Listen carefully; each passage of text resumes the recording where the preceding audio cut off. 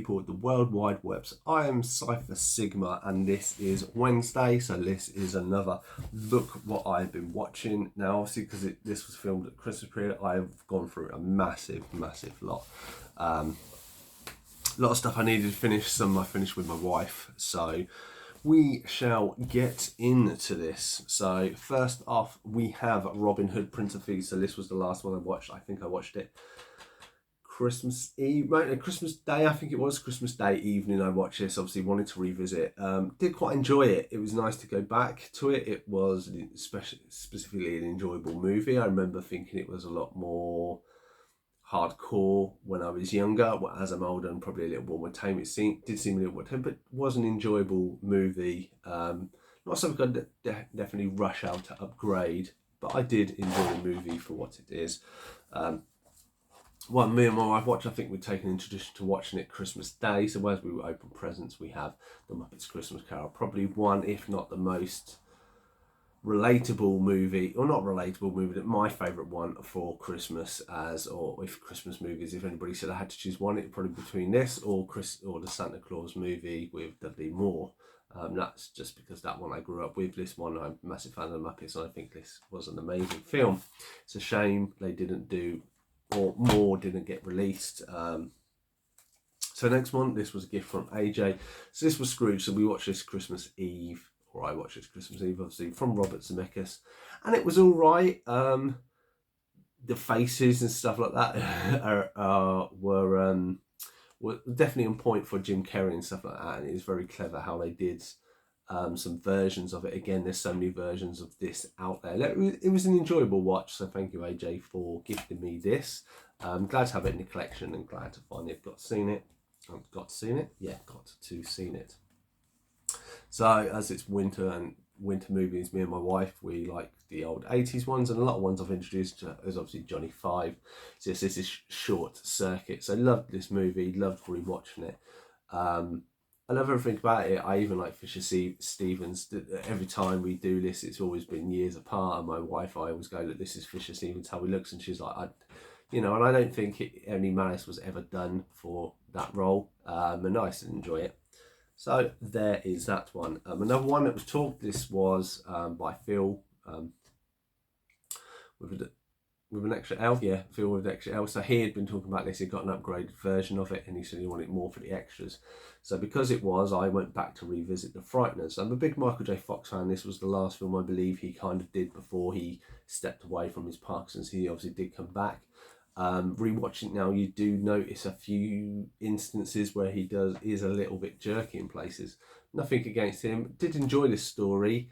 Did enjoy the movie. I don't think it's the most amazing movie, and thus I'm quite glad I went back and rewatched this rather than buying the upgrade, because I think I probably would have been a little bit disappointed.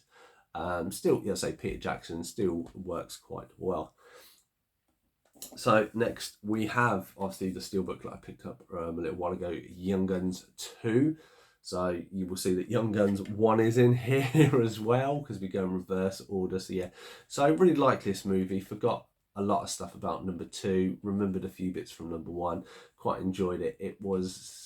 2 is a very different movie to what I remember. I quite enjoy how they all work well together in the first movie, and obviously that most of them die. Obviously the second one I forgot, more or less all of them die, and then obviously it is Emilio Estevez's character being really old in modern day, which was quite an interesting take. It's not something you would normally see. So there is that. So then we have the big bad boy. So this is Castle. This is Castle 1 to 7. So this is the box set I got. Me and my wife watched all of this, and she got me 8 for Christmas. So that's what we are on now. So I will finally finish it. It's a bit annoying that I have a really nice set. Obviously season 1 is missing because my in-laws have it to watch. So there is that. So then we have what I picked up on my last payday pickup. It was Young Guns 1. Really did enjoy this. I think this is far better than the first movie. The regulators or something, they all work so well together. It's funny to see like some of the famous people like Viggo Mortensen as well, quite a young version of him in this movie. Charlie Sheen, how they all work together and stuff like that. And it is I don't know, it's one of my, I'm not the biggest Western fan, but I do really like this. So we have three. So among Scrooge, I had a few other Christmas movies that I wanted to watch that I'd never seen. So then it was The Polar Express. So we watched it. Animation, this was the one that the animation was a little bit off for me. They look a little bit weird. It was, I'm happy to have seen it, happy to watch it and have it in the collection. It's not going to really be my go-to Christmas movie. It was a little weird in places, I'll give that. But hats off to him for actually trying something. Robert Zemeckis as well, which is quite funny that Scrooge is by Robert Zemeckis as well. He obviously has a big thing with doing Christmas stuff with famous people. Then we have two. One I got for, did I get for Christmas? New Year's? Anyway, this is The Fool. This was a great movie. I watched this at the cinema, and surprising for such a small cast. And how it is acted, it is done really well. Second time round, still really enjoyed it. Still some of the scenes of how they're on the tower and stuff like that, and it's not a tower, it's sort of set. Works really well. Goes to show just what good acting and a good story and a good team can produce, because I imagine this isn't a massive budget, and obviously it's with only two girls basically on a tower for most of it. There's not too much involved with it. And then the final one to complete my Kingsman trilogy is The Kingsman. Really enjoyed this movie again the second time. It's funny, Voldemort, he obviously plays a really good character in Harry Potter, but it was done really well. It was for a third movie in what was 1 and 2 were really good. It was really good for them to go back and try something different without Taron Egerton in it for certain reasons. But I think this come across so... I thought this was really well. I thought this was a nice addition. Hopefully they will do a third one of the original one to finish off that trilogy and then kind of tie everything all up.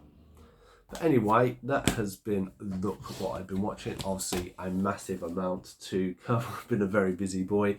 I've been Cypher Sigma Screen Time. Anything on there you agree, disagree, let me know your thoughts and feelings in the comments down below. And I shall see you in the next one.